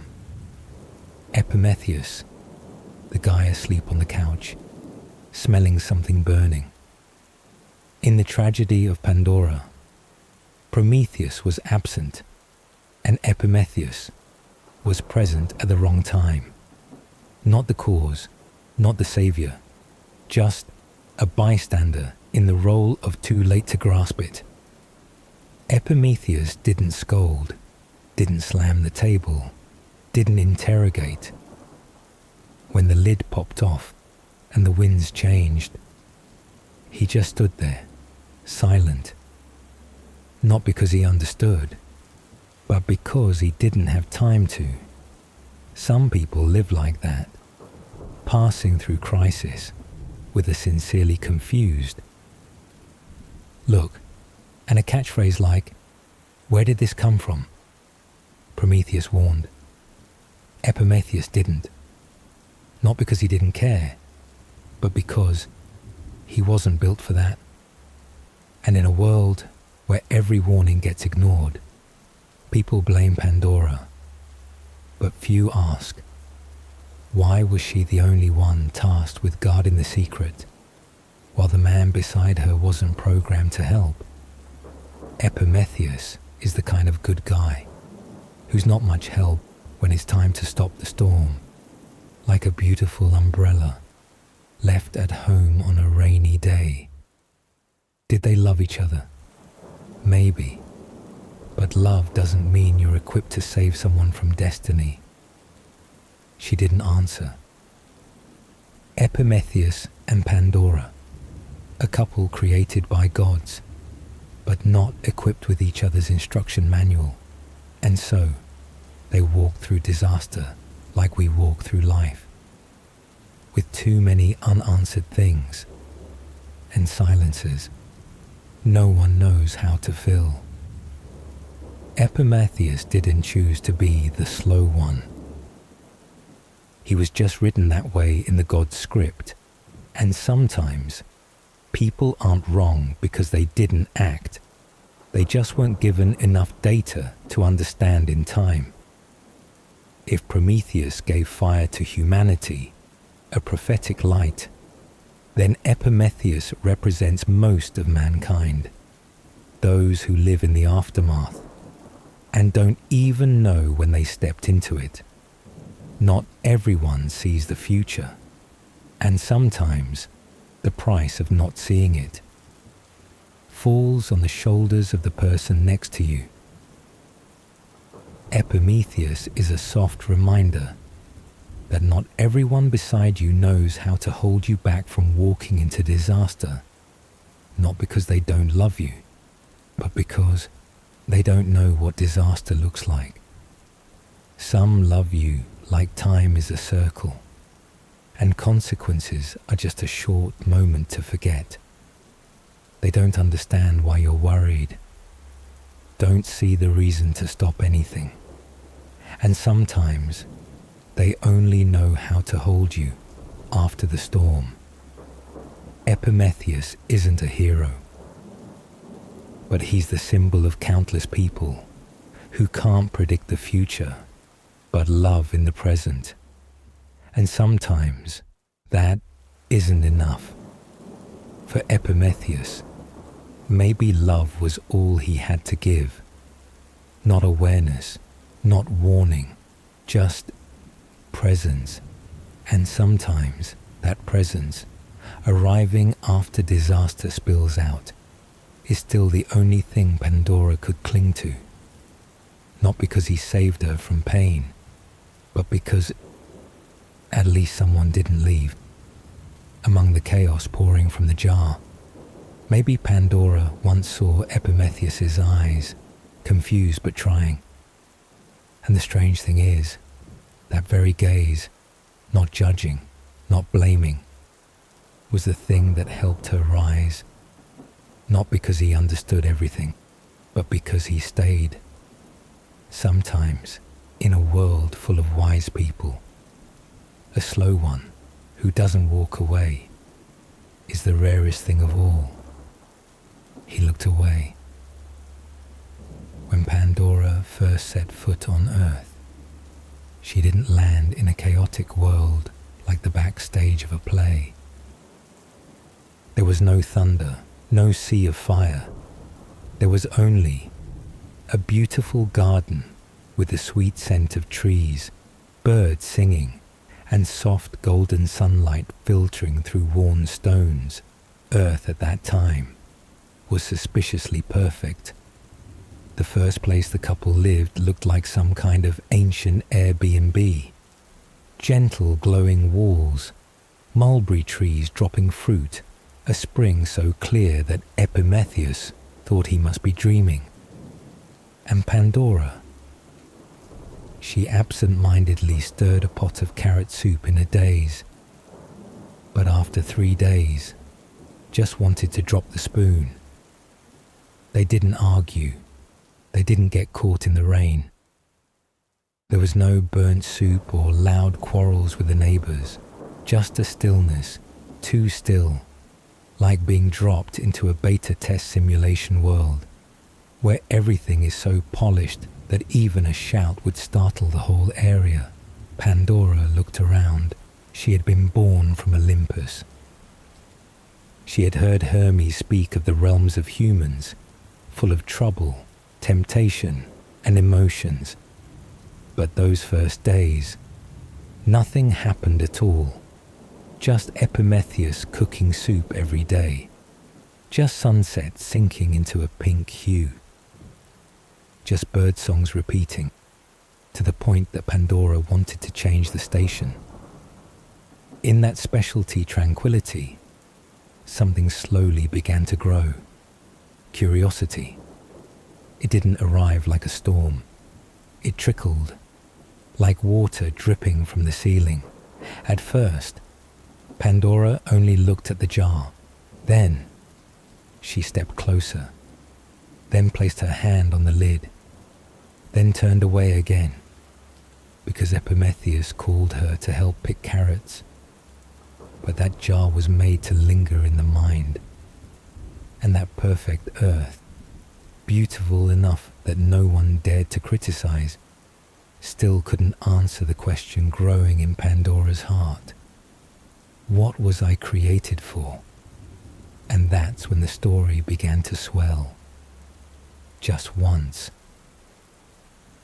In a peaceful place, where no one suspected a thing, where everything was too beautiful to question.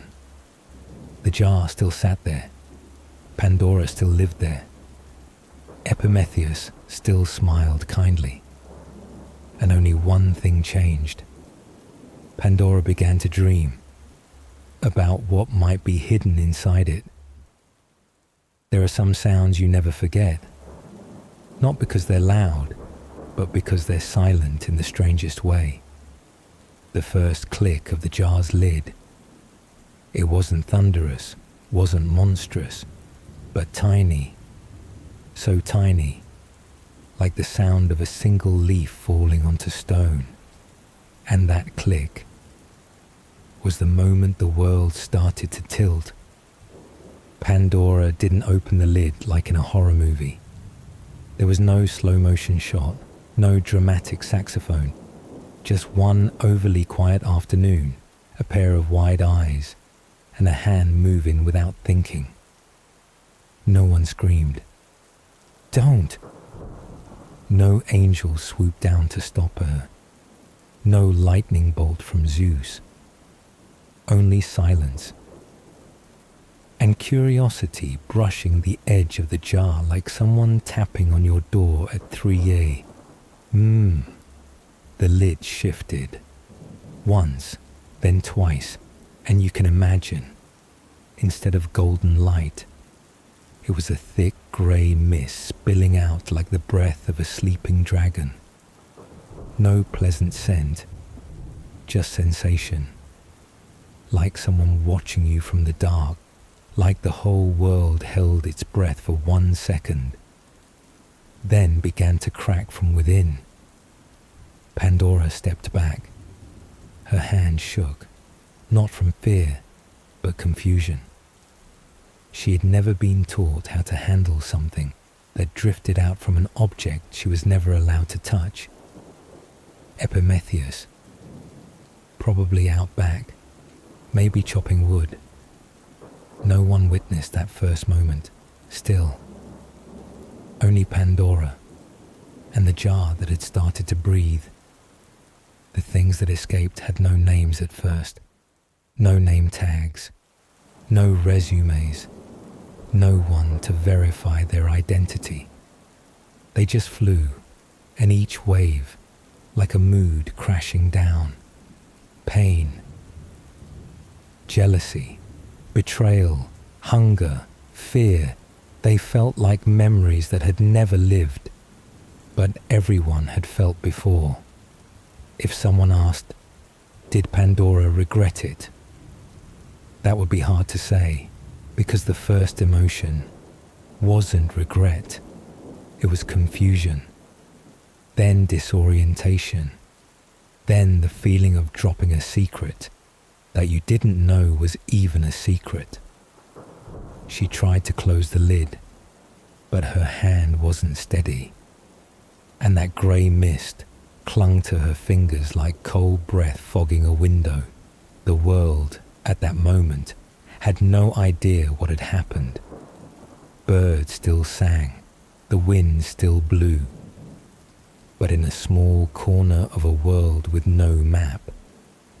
Someone had just opened a door that no one had ever locked. The lid shifted, and no one heard it clearly, except for the things that had been waiting to be released. And you know what the strange part is? They didn't scream. They whispered. And because they whispered, they slipped into the human mind more easily than any roar ever could. The world wasn't destroyed by bombs, but by a single click, soft as breath, but never ending. The lid clattered against the mouth of the jar, a dry, hollow sound, like someone trying to stuff a nightmare back into a box, with trembling hands. Not again. In that moment, Pandora was no longer a gift from Olympus. She was a person truly panicking. They didn't tell her that what was inside wasn't just smoke, wasn't just noise, wasn't just a smell. It was a whole system of errors, compressed like a doom zip file waiting to be unpacked. And the second the lid was cracked open, just for a few seconds, the system started auto-installing itself onto the world. You can imagine the world like a clean operating system. Everything ran smooth. No ads, no viruses, no scam emails from Zeus Inc. Then suddenly, someone clicked the wrong thing. A hidden script ran, and now everything's lagging. Pandora pressed down on the lid. Her hands trembled, lips tight, eyes avoiding the thing she had just accidentally released. The wind shifted. A stench rose. A sound like the gasping breath of 1,000 souls that had been imprisoned far too long. Close it. Close it. Please. It wasn't a whisper. It was a panicked spell, spoken from a heart being crushed by consequence. But the lid, like an apology sent too late, couldn't take back what had already spilled. No one taught Pandora how to shut down a catastrophe. No tutorial, no user manual, only instinct and fear. She tensed her arms, pushed the lid down. It felt like trying to hit undo on a global system error. But the mouse cursor was gone, and the screen only showed one message. You do not have permission to perform this action. Outside, the sky was still blue. But the air had changed. Humans, who had once lived in the bug-free demo version, began to sense the shift. Pain, jealousy, war, loneliness. She didn't answer, as if emotion itself had just been updated to a new version. Human Suffering 2.0, now with more bugs. Pandora sat by the jar, her body soaked in sweat, eyes wide open. No one blamed her outright, but she knew the stares would come. The stories would be retold. The epics would insert her name like a keyframe for tragedy. She wasn't evil. She just didn't know. And like everyone who's ever hit accept without reading the terms, Pandora was simply the first. She sealed the jar, and the only thing left inside was something so small she nearly missed it. A gentle glow, a faint heartbeat, a sound almost like breathing but softer. The last thing left in the jar didn't scream, didn't flutter away like fear, didn't rip the air like jealousy, hatred, or war. It just stayed silent, a thread of light, like the mist left behind after a brutal storm. Pandora almost didn't notice it, because among everything that had burst out, this didn't shove, didn't demand to escape first, didn't cry out, "Remember me." It just sat, like a child forgotten after school pickup. She bent down.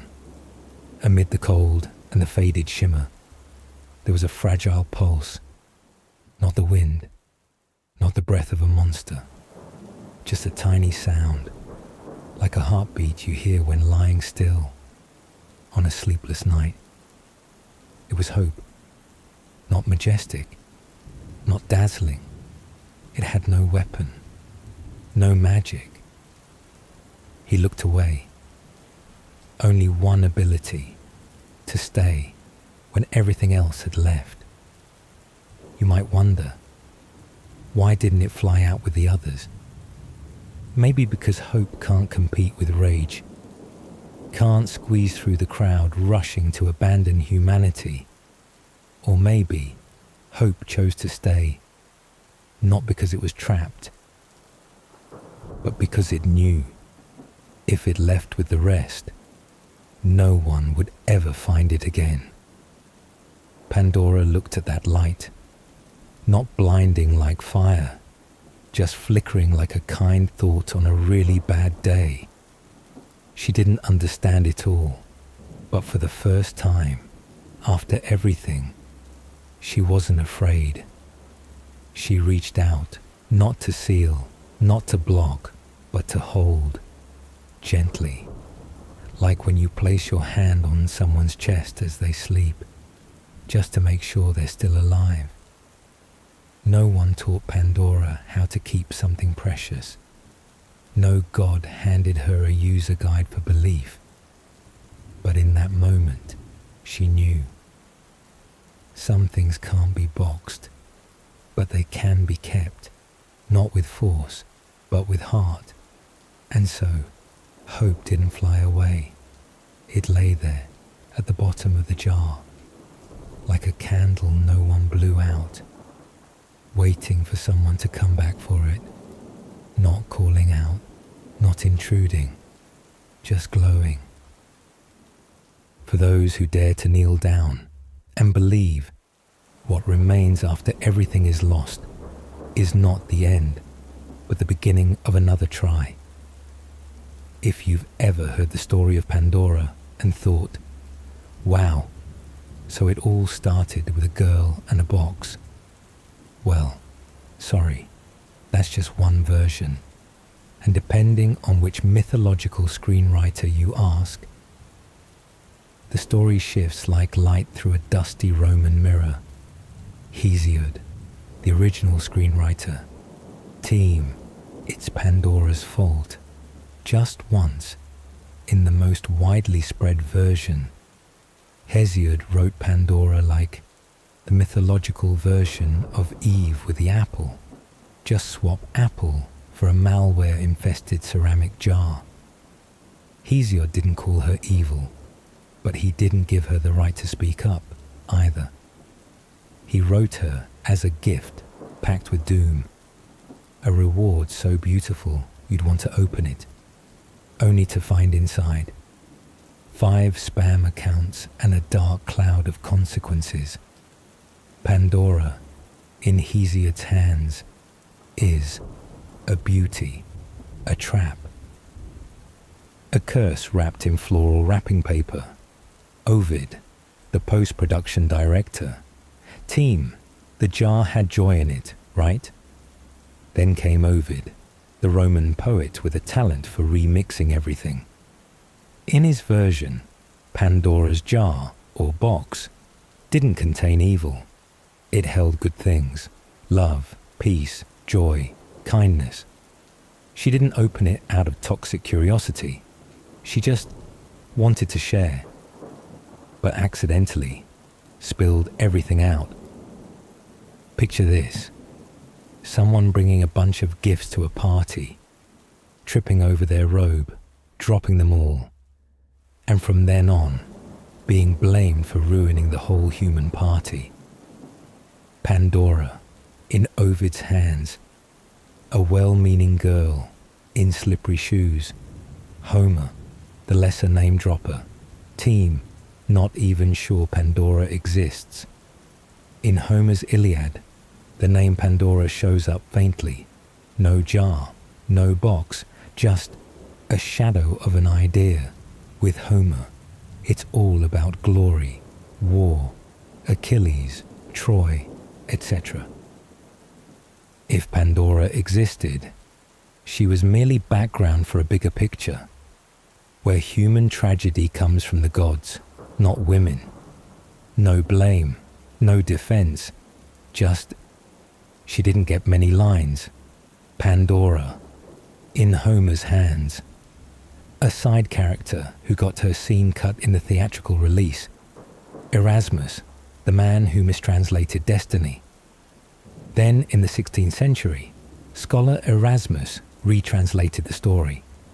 He saw the word pythos, a large jar used for wine, oil, or, still, doom, and mistook it for pyxis, a small box, and so, from a tall ceramic jar up to your waist, we got Pandora's box, cute, compact, perfectly westernized. That mistranslation was like calling a washing machine an ice cream maker. Emotionally logical, functionally ridiculous. From then on, Pandora wasn't just the woman who opened a jar, but the woman who hid a box like some forbidden secret, and the versions that never got published. In many Greek folk retellings, Pandora is described as a wife, a mother, a woman who never meant harm, but got labeled from the start.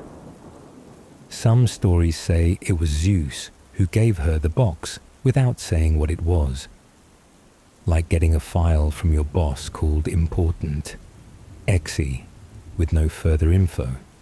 Other versions claim it was Epimetheus who opened it, and Pandora just stood nearby, spoon in hand, stirring tea. But you know how it goes. When Zeus is the screenwriter, and ancient poets are the directors, beautiful women tend to end up on the poster as the cause of every twist. So, which version is true? Depends who you ask. Depends what you want to believe. Is she the curious girl who opened a box of disasters? Or the gentle woman who accidentally spilled goodness? Is she a gift wrapped by the gods in curses? Or the first person to learn what it means when the full truth wasn't disclosed before signing? Maybe they're all true. And maybe Pandora is just a mirror showing how humans assign meaning to things when they don't fully understand. She can't rewrite the story, but you, the listener today, can choose how to tell it, not to excuse, but to understand. Everything we know might just be an update, still unfinished. Ever sent the wrong emoji? Not again. Like trying to wish someone happy birthday but hit the skull icon instead. Now imagine you're a renowned 16th century scholar and you mistranslate a single ancient Greek word, triggering a 500-year-long domino effect. Welcome to the legendary mishap of Desiderius Erasmus and the translation that turned a ceramic jar into Pandora's box. Pythos versus Pyxis, the container war.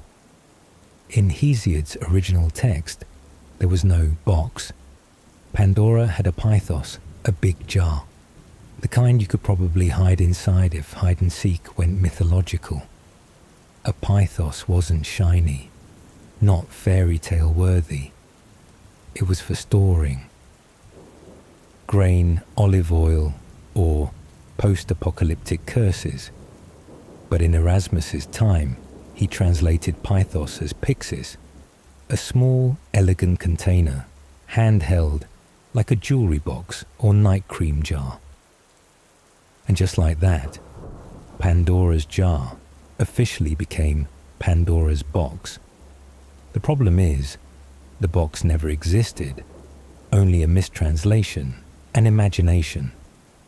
When one mistranslation creates a cultural icon, if you think this was a minor error, like a wrong answer on a quiz, think again. This blunder reshaped cultural symbols for centuries. Pandora's box became a symbol of dangerous curiosity, a cautionary tale in millions of essays.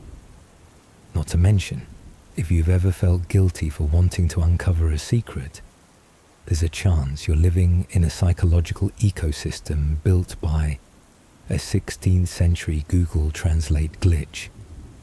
Why did Erasmus get it wrong? There are many theories.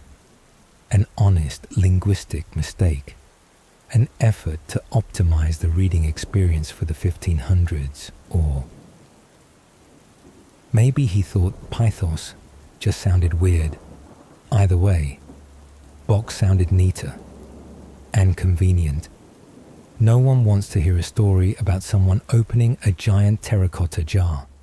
Can you picture a graceful maiden leaning over a bathtub-sized pot? Erasmus couldn't. The box, a symbol of control. Here's an interesting point. Boxes are often things we close and hide away. They're the drawers of the classical world, where people kept love letters, secrets, and trouble. Boxes are things women were forbidden to open. And so Pandora, the first woman, became the symbol for the woman who couldn't restrain herself. See what happened? From one mistranslation, suspicion and layers of moral hypocrisy, labeled as tradition, started to emerge. What if Erasmus hadn't gotten it wrong? What if he had translated it correctly as jar? She didn't answer. Maybe today we'd say, don't open that jar. It's a total Pandora situation. Doesn't hit the same, does it? And maybe Pandora wouldn't have been painted as the first woman to ruin the world, but just someone who accidentally spilled the emotional stew onto humanity's floor. And maybe you wouldn't be raised believing curiosity, as you're wrong. Maybe, just maybe, we forgive each other more easily. When someone opens what wasn't supposed to be opened, Erasmus's mistake isn't the only one in history, but few errors made it into textbooks, became a shorthand for uncontrollable chaos, and caused long-term damage to a mythical character for 2,000 years, all because of one word. Pandora didn't choose the box, didn't choose the jar, didn't even choose what got stuffed inside. But history chose the box because it was easier to tell and easier to blame. No one remembers exactly how Pandora closed the jar. They only know it wasn't tight enough. Because since then, every creature that could speak, cry, or think has been affected. Each person is an update of the original glitch. If you've ever felt jealous, ever felt insecure, ever asked yourself over and over, why do I feel this way? Then, hello, you're running post-Pandora software. Every nameless sadness, every misspoken emotion, every time you got hurt by something you thought was love, all from that jar lid. Humans began to learn how to blame. Right after Pandora, humanity invented one of its strongest skills, blame. Miss a deadline. He looked away. Blame the sky, heartbroken. Blame the heart, insomniac. Blame memory, losing your mind. It's that Pandora box, obviously. It's comforting to have something to blame for everything that doesn't go smoothly, especially when that box doesn't talk back, not just women caught in the box. At first, Pandora was seen as the origin of all suffering, but over time, the world realized something strange. No one survived the box's consequences. Men, heartbreak, depression, war, love poems, children, haunted early on. They know fear of abandonment before they know letters. The elderly carry regret like background music no one can mute. No one is immune, just that each person hides their wounds in different ways. And so people began to retell.